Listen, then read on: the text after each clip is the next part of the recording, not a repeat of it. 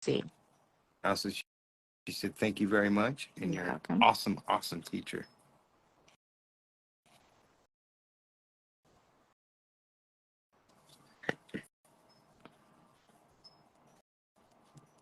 I have a little black gel on it. Oh, Now wipe it off.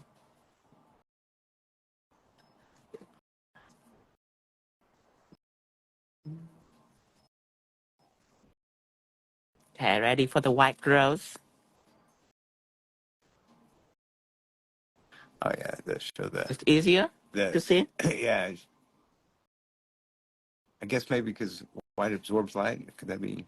No, black is just a difficult color. That's why before when I use acrylic to do black rose, it is so ugly. Number one, it's difficult. Number two, it don't cascade light well, so the roll look like a big blob. But I'm very happy with this Play-Doh because it also turns super smooth and matte when you touch an acetone on it. I'll show you after it's clear.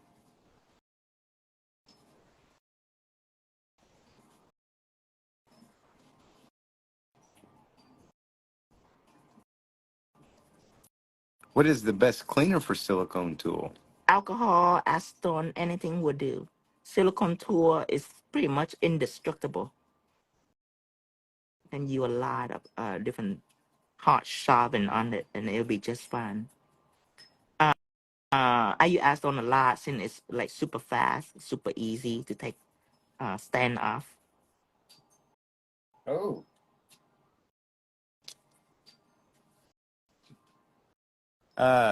It's a great question. Mm-hmm. I don't know the answer, but Tanya wants to know: can you mix the Clay-Doughs together to Yes. make a? Yes. Yeah. So it's just That like is what it's for, Tanya. Great question. Yes, I mix Play-Doh all the time. Remember the kinky Valentine set? the kinky, The naughty naughty. Valentine That sounds set. so much better. Yeah, Wow. the naughty Valentine set. Yeah, I use that. I mix them together.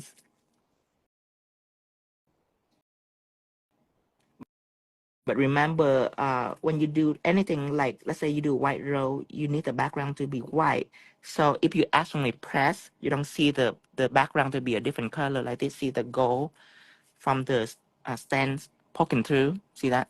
So that's why I put a little white foot just to make it more perfect and eliminate all kind of issue. Well, I'm kind of want to mix Play-Doh together now. Could you use pigment over these if you didn't have the color you needed? Ooh. Or if you wanted to do You know what? roses? Let's find out. Let's find out. Before when I use acrylic,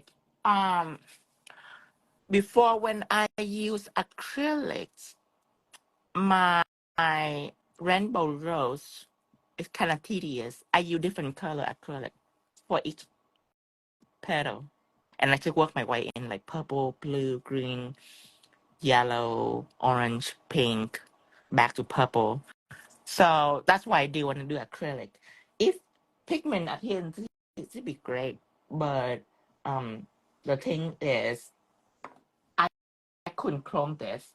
So I just expect the pigment couldn't stick on it. But let's find out if it is. And then how long do you have to cure the rose? The row you cure for 60 seconds in LED or UV. Thank you, everyone. Chrome would not stick on this, but let's see if pigment stick on this.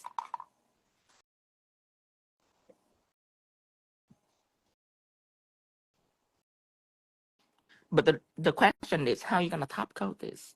The question, you know, is the question is not sticking on, but how you gonna put top coat on this?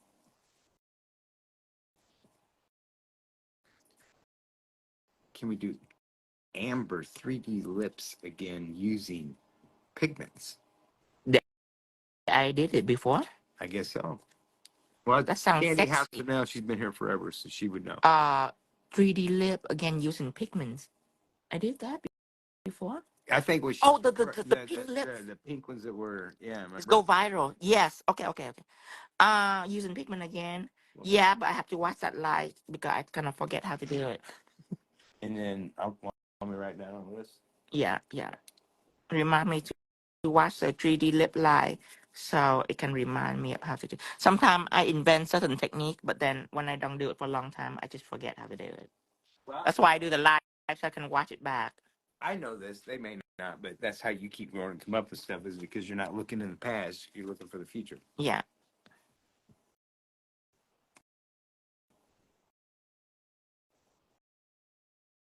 Three lips. Wow, look where our That life. was a cool one with the cheetah print. I remember. Look where our life have got us. We do black rose and now look at that. What the hell is going on here? What's going on, people? Why I like that a lot personally. now? Okay, so now we know that it can stick pigment on, but that's not really the problem here. How are we gonna top coat this, people? Okay. So now we have to use our beloved theory. Our beloved theory. I need to put matte on it. So first we have to find out what is the issue here. The issue is if I'm gonna top coat it, top coat gonna get into all the crack and it's gonna level out everything and it's gonna be a big ball of nothing. Right. It's gonna fill it in, you'll lose your dimension. I lose my dimension. So Okay. in that case, I would do matte it and hopefully that my ombre sponge can take it out. Ah, okay, I see. Because Flood top and absorb. coat is liquid. It's very irritable. Like it doesn't want to go away. If you ever put on top coat and you have to wipe it up, you will notice that just a paper towel long is not enough. You have to take alcohol, acetone to wipe up the top coat because it's liquidy. So if I put matte it on and I sponge it up, it's not gonna take all the top coat up. It's going to leave a light layer on the surface. Plus, it's self-leveling, so Right. it's automatically gonna want to. Right. But the important question is when I sponge it up, will the pigment come up? And if it did, will it come up a lot or it come up enough that it leave me some goodie behind? So we're gonna find out. I say if it comes off a little, we'll rename it Rustic Rose. You just have to make sure that everything covered though. That's important. Yeah. Because it's have all the crack and cranny. You don't want to leave anything that non-protected behind. So you have to flood it. And you have to flood it. Cross our fingers, girls. Sponge away. You know what? Oh my God, girls. You have made me explore. And now it seems like we are discover something new. We will know in exactly 10 seconds. Exactly 10 seconds.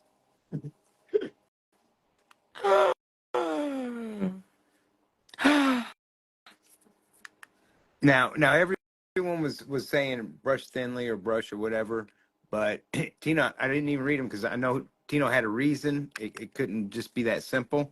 So I hope the explanation he gives makes right. That's troubleshooting. That just brushing it's not going to work. You need right. to be able to. You need to be able to.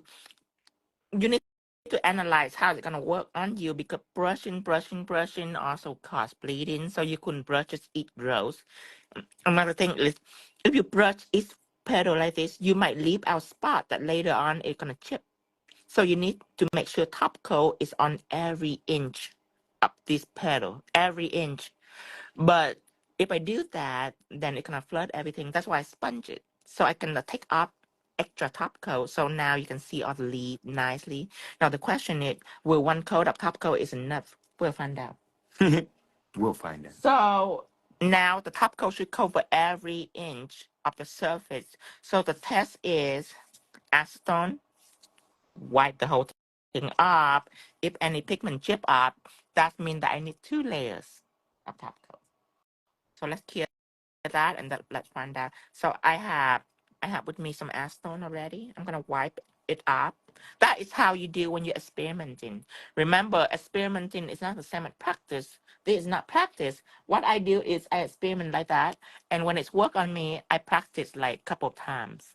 Speaking from a beginner standpoint, because now I don't really practice much. I just based on theory. But I'm so glad that you asked that because I did put pigment into my Claydough in my head. I didn't do it out in reality. I only put chrome, and then chrome doesn't work. So I just use my head to put pigment in, and I analyze it pretty quick. And I like, it's gonna flood everything. It's just not gonna work. But your question today have forced me to show you, and why I'm showing you, I discovered that it's work. It works. So needless to say, it's my new technique. Oh, I gotta fix my script Claydough on the website. I did not have pigment compatible on that, and now we can proudly say yes, it is. I only put this mood when I want multiple color into the same design. But if I want like a pink rose, I'm just gonna use pink Claydough. I'm not gonna go to this thing unless I want the rose to have like multiple color. Then that's worth it to go to this and format it and pigment and all that. But let's take some acetone. Give the super test. This freaking awesome. This worked.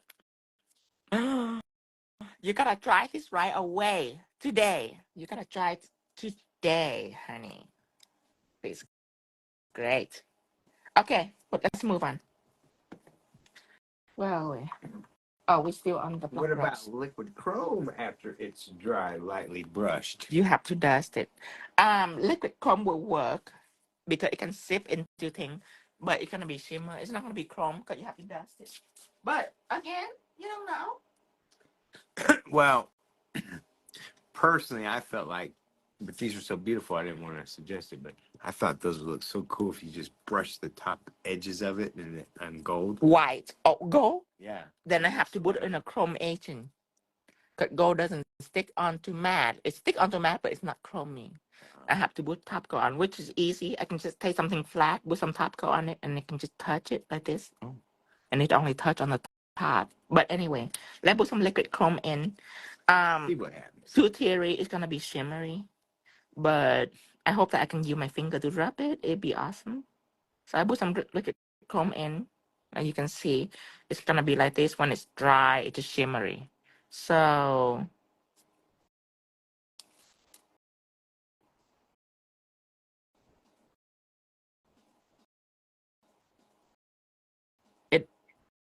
no. Now remember, we don't recommend not using your finger like this. You should always wear gloves. Just Tino has a bulletproof skin. No. No? And plus, when you put chrome on, you have to top coat it too, and you have to top coat it shiny. And it's shiny is never good on a rose on any 3D that have texture. Only matte will work. Shiny will distract you with glare, and you're not gonna see the rose. No on the chrome, but yes on the pigment. Now don't be greedy, girl. Yeah, don't be greedy. We should discover something new. Just one at a time. Don't be greedy.